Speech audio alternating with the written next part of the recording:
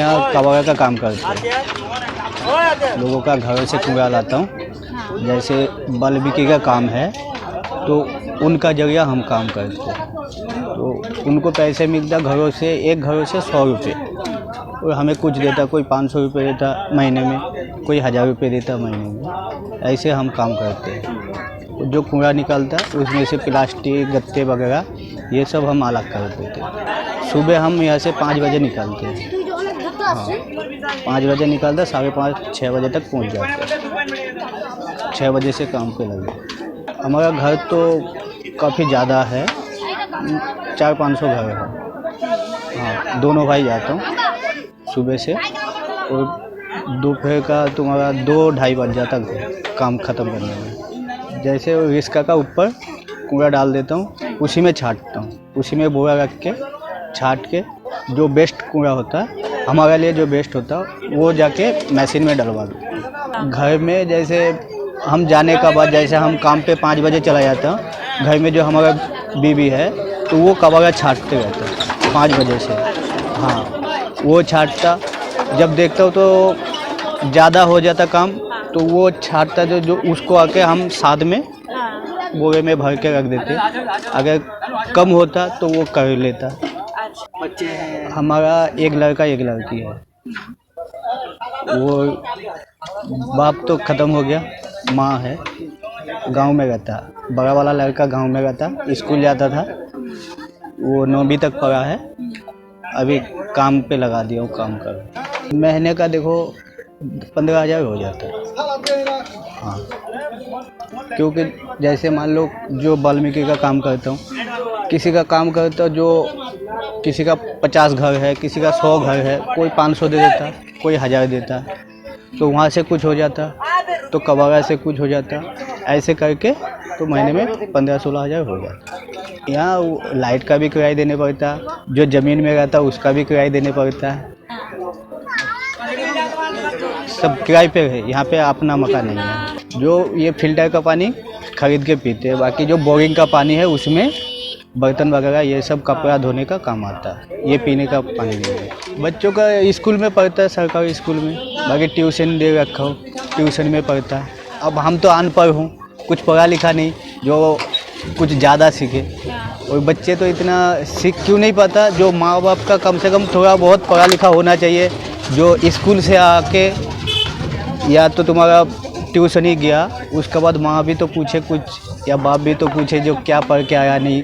तो इतना तो हमारा ये नहीं है ना, हम तो पढ़ा लिखा बिल्कुल नहीं, अनपढ़ हो, तो हम क्या पूछे उसको जो तुम क्या पढ़ के आया हो। तो यहाँ हम मार खा जाते हैं।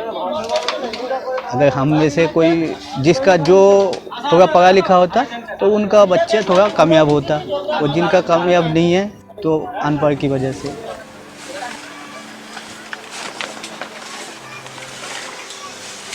ओके, हम ज़्यादा दूर काम नहीं करते, पास में काम करते, कोई दिक्कत नहीं है। जो जिसका काम है, जो वाल्मीकि का जो काम है, उनका काम हम करते हैं। वाल्मीकि का थोड़ा काम कैसे होता है? जो वाल्मीकि का जैसे जो MCD में आता है, जो उनको वाल्मीकि बोला जाता है, तो वो रोडों पे झाड़ू लगाता, गली में झाड़ू लगाता।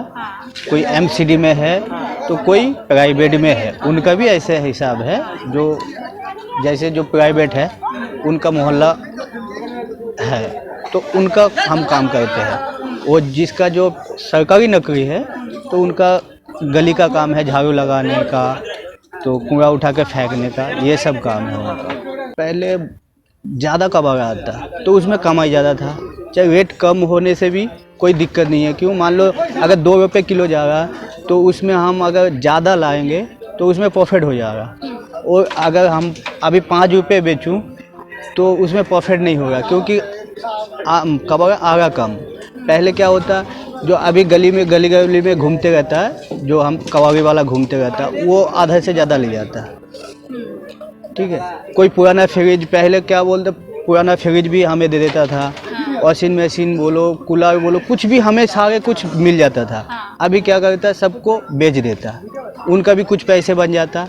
तो इस वजह से हम लोग का आमदनी कम हो गया। प्राइवेट में जैसे खत्ते में जो ड्यूटी में हमें भी बुलाया था, लेकिन उसमें क्या है, उसमें आता 16,000 तनख्वाह, तो जो सुपरवाइजर है उन लोग पैसे काट के हमें देता 8,000। हाँ, हमें 8,000 देता, किसी को 6,000 देता। तो ये जो उसका ऊपर जो सुपरवाइजर है वो हमारे साथ एक बार बात हुआ था, वो बोल रहा बेटा देखो तुम्हारे साथ कोई दुश्मनी नहीं है, तुम काम करोगे तुम्हें पैसे मिलेगा, हम तुम्हें क्यों कबाड़ छाड़ने नहीं देता हूँ, तो हम तुम्हें 15-16 हज़ार तनख्वाह दे रहा हूँ, तो हम क्यों तुम्हें छाड़ने नहीं दूंगा इसमें से। तो वो कहता जो हमें बोलो ना तुम क्यों कितना पैसे मिलेगा नहीं मिलेगा, लेकिन हम इसलिए नहीं बोल पाते जो अगर हम उनको बोल दूँ तो वो साइड में खड़ा रहता, वो इशारा करता इसको मत बोलना, अगर उसको पता चल जाएगा तो उसका नौकरी ख़त्म। तो हमें उस टाइम क्या करेगा, उसका जगह भी कोई आएगा तो हमें काम से निकाल देगा, वो दूसरे को बुला लेगा, उसको भी थोड़ा कबाड़ा निकल जाएगा और उसको पैसे भी मिल जाएगा, आधा आधा हो जाता इस वजह से। बाकी इसीलिए डर के कोई नहीं बोलता। हाँ, एमसीडी का साथ भी गलत हुआ, उनका साथ भी तो गलत हुआ, तो वो भी क्या करेगा, जो अब सरकार क्या जो जिसको ठेके में दिया जहाँ फ़ायदा होगा वहाँ तो सरकार देगा, तो उनका भी तो जैसे उनका अभी जो बच्चे हैं उनका नौकरी में, तो उनको नौकरी नहीं मिलता, जो पहले से लग गया नौकरी पे वो है, बाकी अब कोई नया नौकरी पे नहीं लग सकता। पहले जो कोरोना हुआ था उस टाइम हम गांव में थे, मतलब हम साल में एक बार जाते हैं गांव, तो गांव हमारा टिकट था 22 तारीख को और 24 तारीख को लॉकडाउन हो गया था।